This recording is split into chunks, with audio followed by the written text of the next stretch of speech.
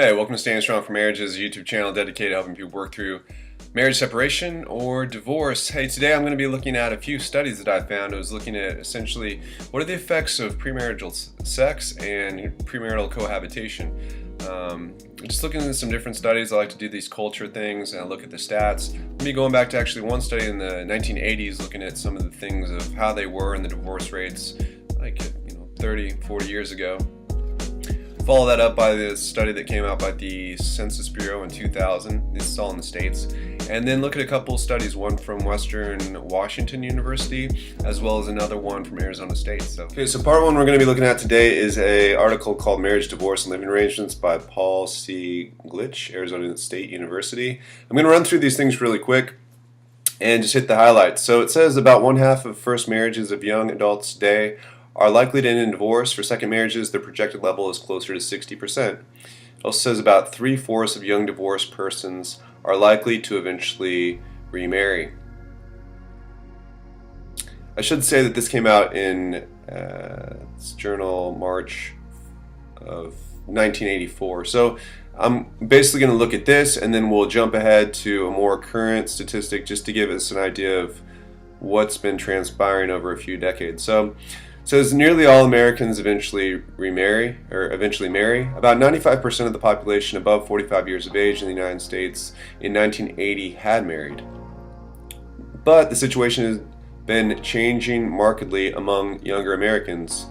And then it goes on to give some statistics about what those statistics are. So referring to table 1, it's much easier to see here. This is men, this is women by age brackets. This is percentage of adults ever married. So you can see in 1980, about 31%. If you look at the older people, 74-year-olds, 65 to 74-year-olds, about 95% of people were getting married. This is among men, among women, almost exactly identical. So you see here again, women are marrying earlier. About 50% of women at that time, between 20 and 24, were married, whereas men during that time period, less, 31%. Now here's the interesting thing, percentage of married adults ever divorced. So you can see this is really interesting. Among the older generation, only about 16% of them got divorced, which was pretty amazing frequently. Now this third column is interesting, percentage of divorced adults ever remarried. And you can see that, people are going to get remarried. Among the oldest people, almost 85% would end up getting remarried eventually at some point in their life. For men, for women, about 78% of divorced women would eventually get remarried. So that gives you a big sense of how much people want to stay in or get into kind of the next relationship. Most people, 85%, 78%, are going to go out seeking that people aren't really at this time looking to stay single. Again, this is 1980. We're going to scroll through some stuff here.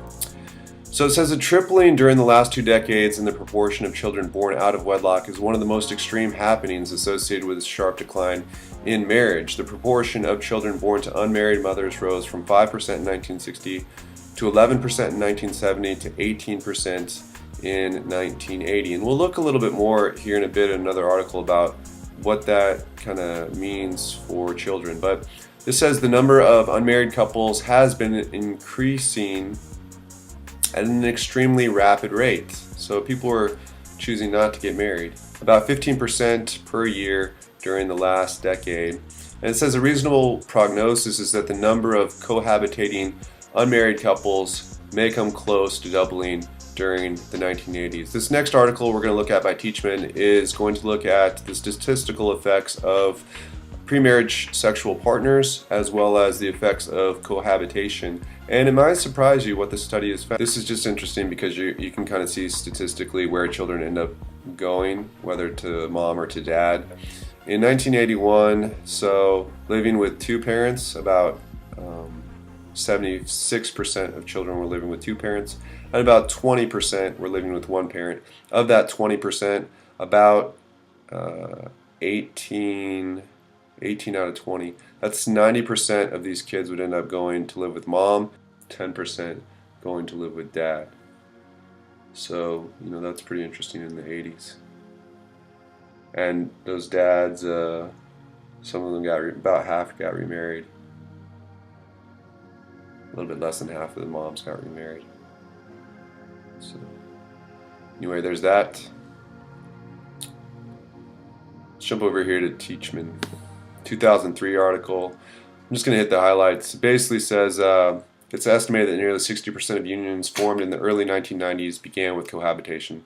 Sorry, this is, like I said, this is part 2. It's Jay Teachman, Western Washington University, 2003 article, looking at premarriage sex, premarriage cohabitation, and the risk of subsequent marital dissolution among women. So what they're basically trying to do in this study is try to see, can you predict divorce rates or separations based on the number of premarriage sexual partners for women or the number of premarriage cohabitation situations that a woman has been in.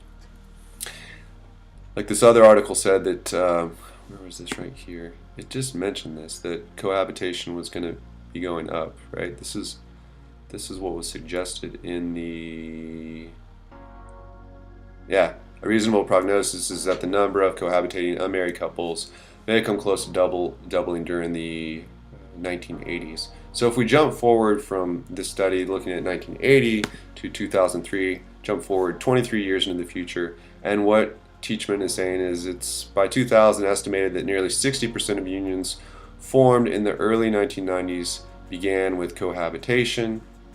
It says among women born between 1950 and 1954, nearly 1/4 experienced their first instance of sexual intercourse within marriage. For women born between 65 and 69, that number dropped to only about 10% having their first sex within the context of marriage. One of the most clearly defining correlates of cohabitation is an increased risk of marital dissolution. I find that neither premarital intercourse nor premarital cohabitation, if limited to a woman's husband, is linked to the subsequent risk of marital disruption.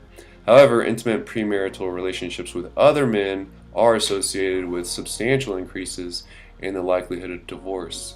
One of the most robust predictors of marital dissolution that has appeared in the literature is premarital cohabitation, beginning with reports by Booth and Johnson, 88, Bennett, Blanc, and Bloom, 88. Virtually all studies of the relationship between premarital cohabitation and divorce has found a positive link. This underlying notion in the thesis is that cohabitation allows individuals to learn about intimate living outside of marriage, provides information about alternatives to marriage, and acts to erode their belief in the permanence of marriage. The literature on relationship between premarital intercourse and divorce is limited.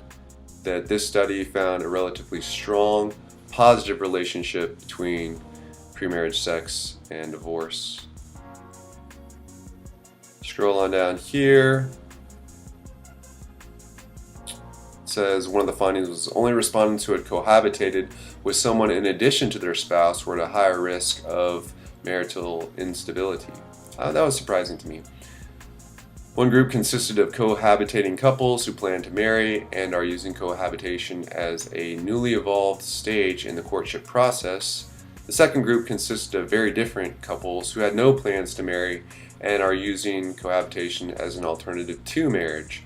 The first group tends to resemble married couples on various dimensions of relationship quality, and the later group appears to have lower quality relationships. So I just want to make a quick comment on that point. I think that it's really interesting some of the men's rights activists and the MGTOW community or the red pill community, is pushing a lot for this idea of, date, don't let a woman live with you, but just have girlfriends and be sexually active with them, and that is going to be the best way to, have sex and have that fulfillment and have kind of that relationship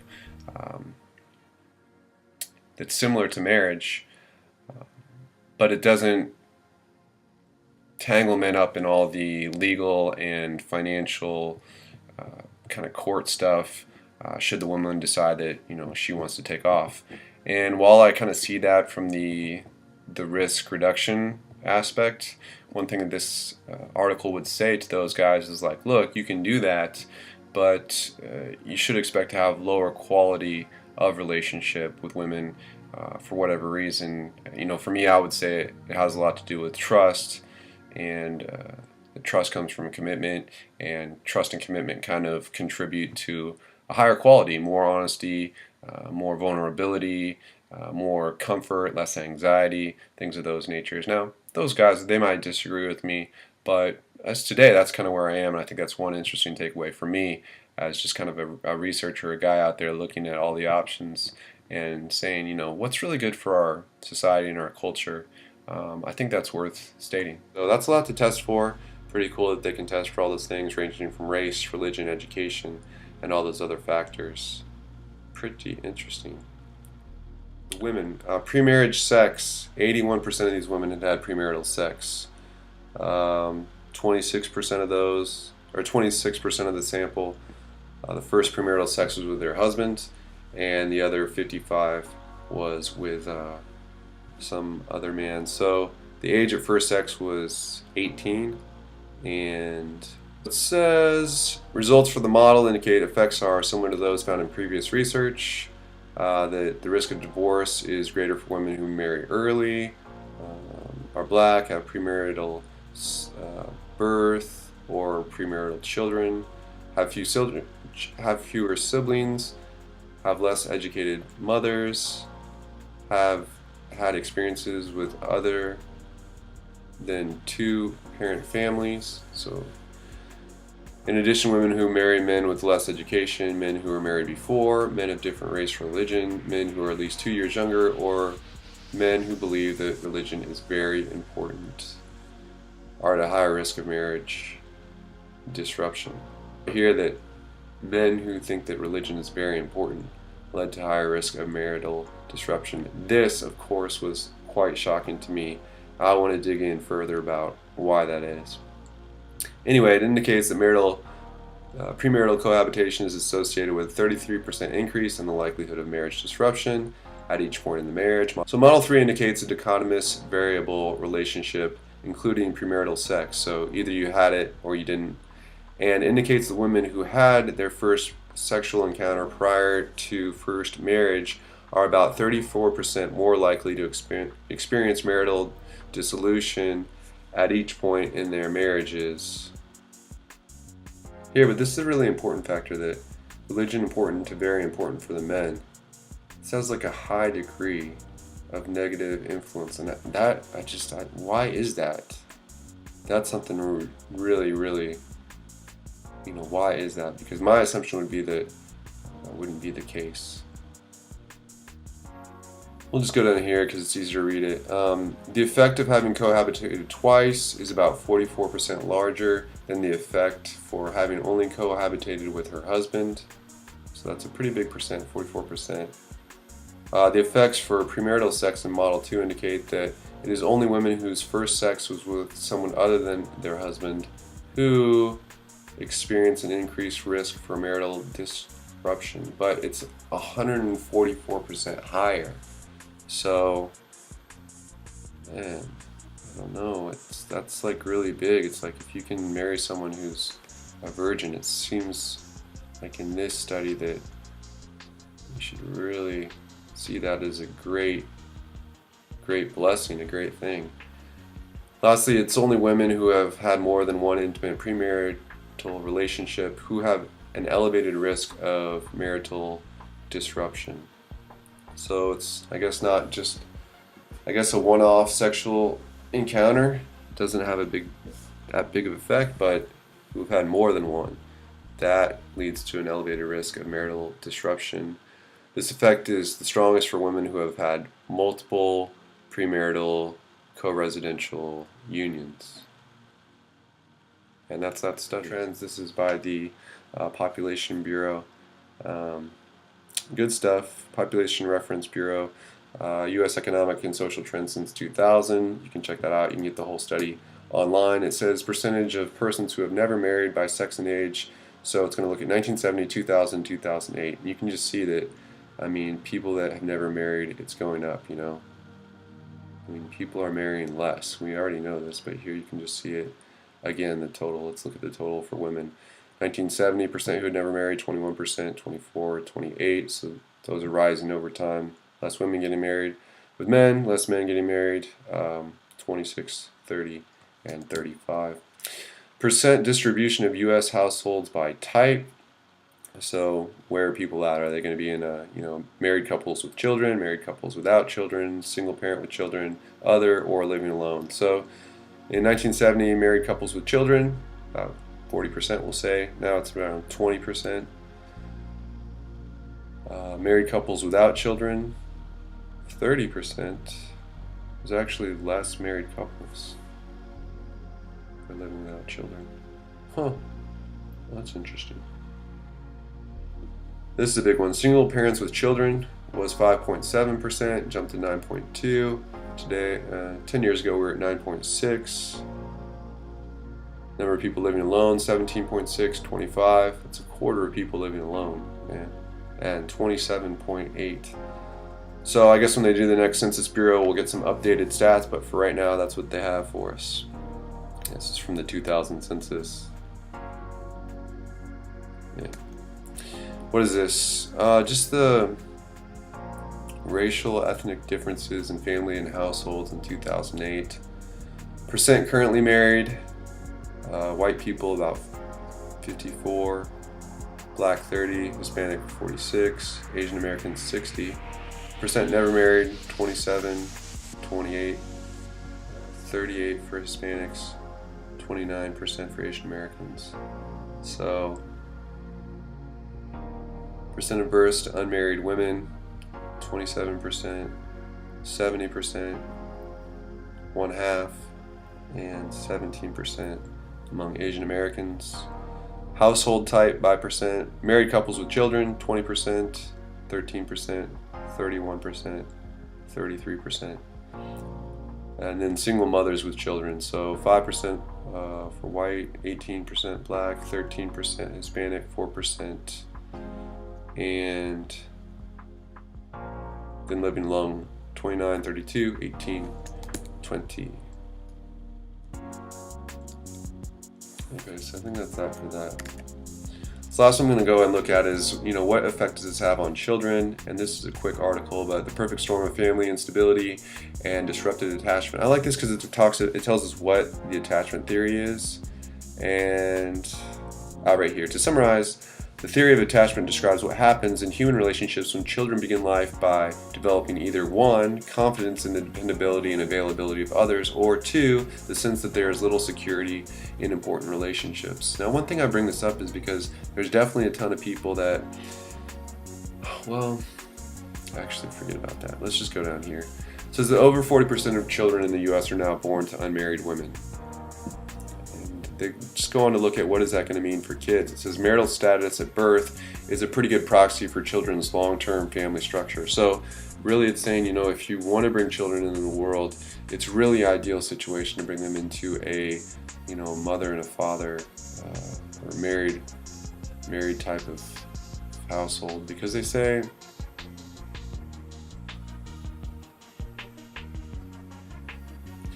says, imagine you're a 2-year-old and your mother and your biological father broke up when you were 1. Now you're not old enough at this time to recall the loss of your father, but you've registered this attachment disruption. 7 months after the breakup, your mother falls in love with another man, and he moves in 3 months after they first meet. The relationship lasts for another 17 months and then ends when you're just over 3 years old. Now, through a series of relationships, your attachment securities are impacted in 2 ways. First, when your mother first fell in love again, a tremendous amount of her emotional and physical energy went into the new relationship. The biological, chemical, and psychological forces of a new infatuation are powerful. And your mother, though she is a very good mother, could not help but divert some of her emotional energy from you to the new partner. Second, you attach strongly with this new man in your home because he was kind and attentive to you. And let's assume this is the better case. Of course, it would be a worse outcome if he was not.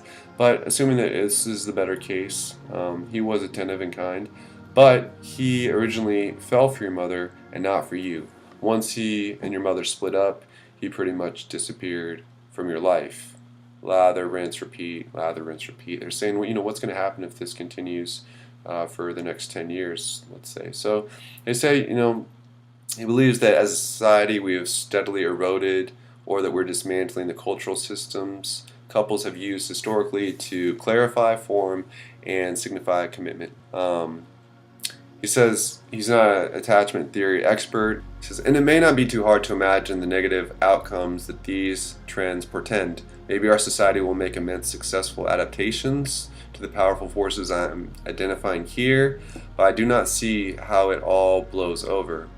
Grab something to hang on to it. So, I mean, that's really interesting in light of like this right here. I mean, the single moms with children, it's pretty high. Percent of births to unmarried children, 27%, 70%, 50%, 17%. I mean, it's going to be really rough on the kids, and so that's why I get so excited about, you know, helping people think through and you know, just, man, I just pray for our culture, because it does really scare me to see, you know, what's going to happen in the future. What, you know, what is this all going to mean? So there you guys have it.